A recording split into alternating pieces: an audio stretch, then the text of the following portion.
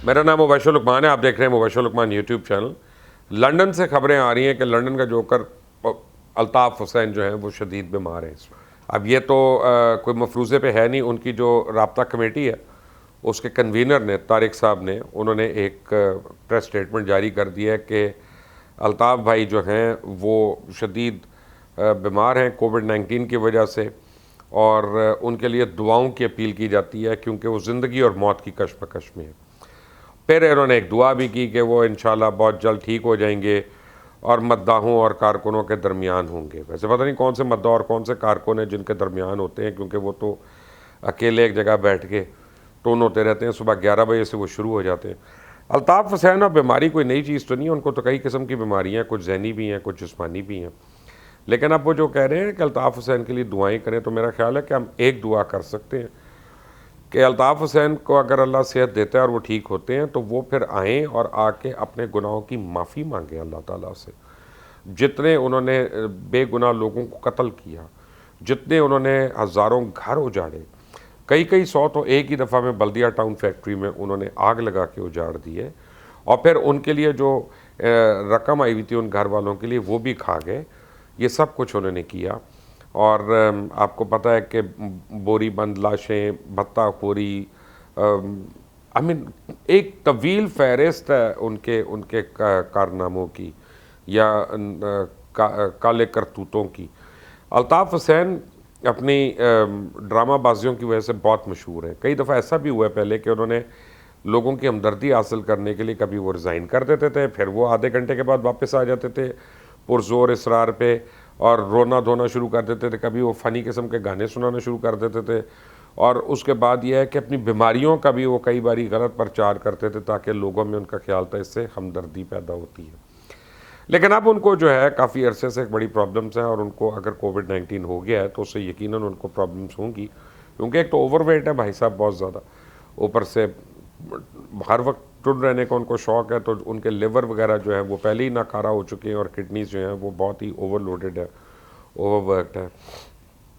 और बीच में तो अल्ताफ़ हुसैन के पैर में आपको याद होगा कि गैंग्रीन भी शुरू हो गई थी, वो एक ही जगह पड़े होके और बैठ बैठ के, और फिर उसकी सर्जरी भी हुई है। फिर उन्होंने, जब मैंने खबर दी थी कि उनके पैर ख़राब हो रहे हैं, उनको गैंग्रीन हो रही है, सर्जरी हुई है, तो सर्जरी के बाद उन्होंने आके उन्होंने खड़े होके एक डांस करने की जसारत की, और उन्होंने कहा कि दुनिया देख ले कि मैं ठीक हूँ बिल्कुल, लोग कहते हैं मैं चल नहीं सकता, मैं तो डांस कर रहा हूँ। यानी इन चीज़ों के लिए मशहूर हैं। आज जब ये मुझे खबर आई तो थोड़ी देर पहले जब मुझे खबर पता चली तो मेरे आगे से एक पूरी फिल्म चल पड़ी, क्योंकि अगर कोई आदमी ये क्लेम कर सकता है कि मैं अल्ताफ़ हुसैन को जानता हूँ, तो उनकी पार्टी के अलावा उनकी पार्टी में तो बेशुमार लोग हैं जो ये क्लेम कर सकते हैं, तो मैं भी कर सकता हूँ।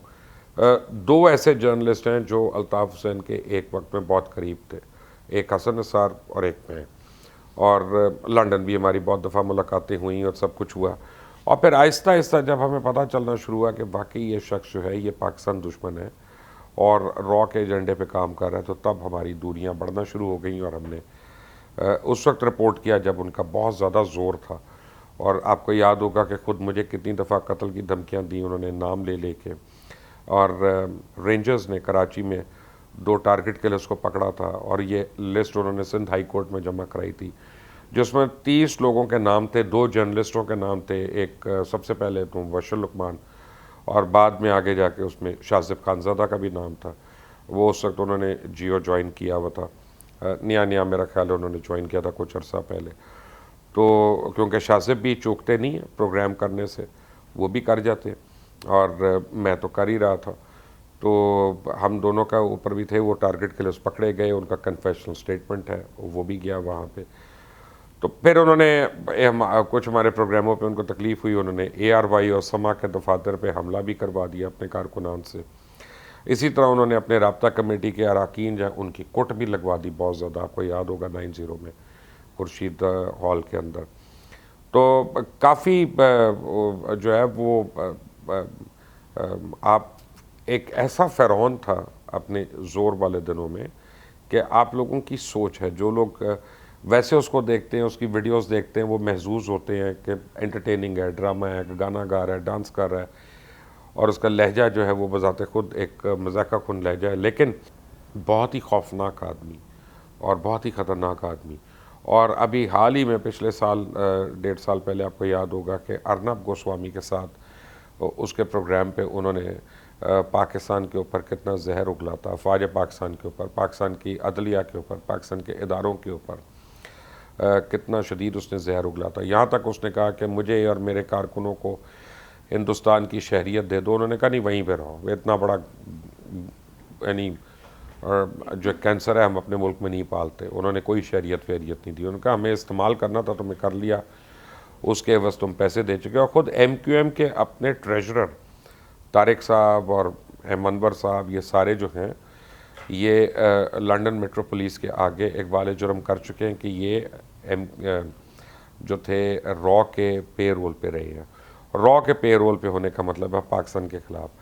اچھا میں تو ان ساری باتوں کو نظر انداز کر رہا ہوں یہاں پہ، یعنی میں تو کچھ نہیں کہوں گا، لیکن یہ بھی سب کو پتہ ہے کہ انہوں نے جو دہشت کی سیاست کی، جس طرح انہوں نے لوگوں کو مارا، اغوا کیا، اور جو بیواؤں کے ساتھ بھی ان کا سلوک رہا.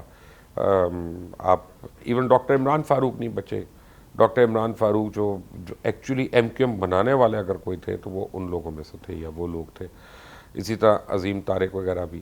اب تو فاؤنڈنگ ممبرز میں سے صرف فاروق ستار صاحب جو ہیں وہی رہ گئے، اور اللہ تعالیٰ ان کو زندگی دے فاروق ستار کو بھی.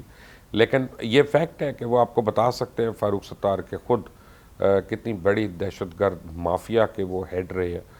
تو آج ہماری دفتر میں جب بات ہو رہی تھی، خبر آئی تو کہ جی ان کے لیے دعا کی جائے کہ وہ صحت یاب ہو جائیں. تو میرا خیال ہے ہم یہ دعا کر سکتے ہیں کہ اللہ ان کو صحت یاب کر کے ان کو مینٹلی بھی ٹھیک کرے، اور وہ خدا کی بارگاہ میں جھک کر اپنے گناہوں کی معافی مانگے، اور ہر اس شخص کا جس کا انہوں نے قتل کیا، جس کا گھر انہوں نے جاڑا، جس کی بیوہ کے ساتھ بدسلوکی کی یا کچھ کیا، تو اس سے بھی وہ گڑ گڑا کے معافی مانگے اور ان سے دعا کرے کہ وہ ان کو معاف کر دے. لیکن پتہ نہیں کیسے لوگ کریں گے. آپ تو ایک سولت مرزا کو جانتے ہیں، اور پتہ نہیں سینکڑوں اور ہزاروں بچے ہمارے جو ہیں وہ سولت مرزا بن گئے الطاف حسین کی باتوں میں آ کے، اور انہوں نے ملک کے لیے تو برا کیا لیکن اپنے گھر کو اور اپنی زندگیوں کو سب کو اجاڑ دیا اس ایک شخص کی کال پہ. وہ کیسے معاف کریں گے؟ اور جو ہیں بھی نہیں اب ہمارے درمیان، جو اللہ کے پاس جا چکے ہیں، وہ کیسے واپس آ کے معاف کریں گے؟ تو بہت ایک بہرحال معافی کا عمل تو پوری زندگی چلتا ہی ہے اور رکتا نہیں ہے. خبر یہ ہے کہ الطاف حسین اس وقت لنڈن میں ایک ہاسپٹل میں ہیں اور شدید بیمار ہیں، کووڈ-19 کا شکار ہے. ان کا آکسیجن لیول جو ہے وہ بتدریج گر رہا ہے، اور ڈاکٹرز نے کہا ان کی حالت جو ہے وہ خطرے سے خالی نہیں ہے. اب کووڈ-19 جو ہے وہ ایسی ایک بھیانک چیز ہے کہ نارمل آدمی کو بھی ہوتا ہے تو اس کو سٹرگل کرنا پڑ جاتا ہے، اور اس کے لیے ریکوری کے لیے بڑا ٹائم چاہیے.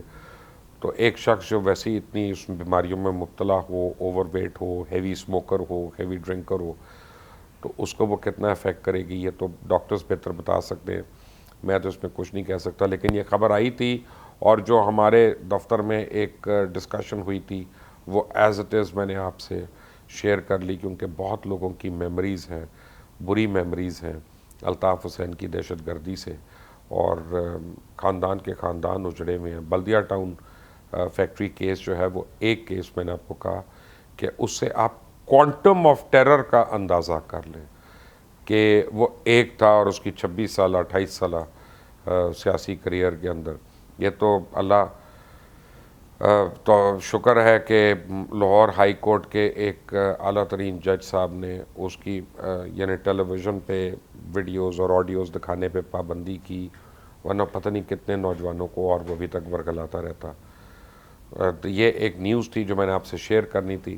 الطاف حسین کے متعلق اگر اور بھی کوئی نیوز آئے گی تو میں آپ کو ضرور دوں گا، لیکن اس سے پہلے آپ یہ بیل آئیکن کو ضرور پریس کریے گا اور سبسکرائب کریے گا چینل کو. انٹل دی نیکسٹ ٹائم، اللہ حافظ.